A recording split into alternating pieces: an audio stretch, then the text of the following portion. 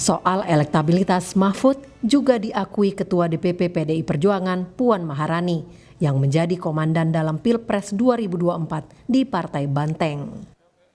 Ya apapun kan Pak Mahfud dan Mbak Khofifah itu memang dari Jawa Timur kan, jadi memang mempunyai ceruk suara masing-masing.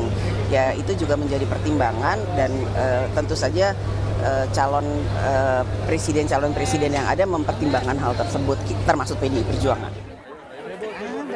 Kecenderungan memilih Khofifah atau Mahfud adalah pertimbangan kelompok Nahdlatul Ulama di Jawa Timur yang besar secara jumlah dan kuat secara sentimen.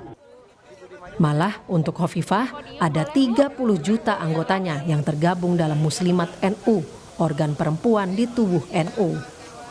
Yang jelas, siapapun yang menjadi pasangan bakal capres koalisi Jokowi saat ini untuk Ganjar maupun Prabowo, apakah dari kalangan Nahdiyin atau bukan, mungkin memang perlu menunggu restu Presiden Joko Widodo. Seperti sinyal yang dikuatkan putra bungsunya yang menjadi Ketua Umum Partai Solidaritas Indonesia, Kaisang Pangarep. Kalau buat saya pribadi, kita terbuka untuk semuanya, mau itu minta didukung untuk mendukung Pak Ganjar, mendukung Pak Prabowo, bahkan Pak Anies pun saya akan terbuka semuanya.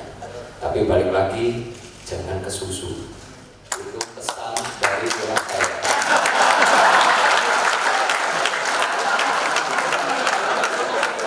Jadi orang saya di jangan salah sangka. Masa saya nggak boleh minta saran dari rumah saya. Ucapan sang putra bungsu Jokowi mengandung dua istilah yang dalam setahun belakangan muncul, yakni ojo ke susu yang berkali-kali diucapkan Jokowi di hadapan kelompok relawan pendukungnya.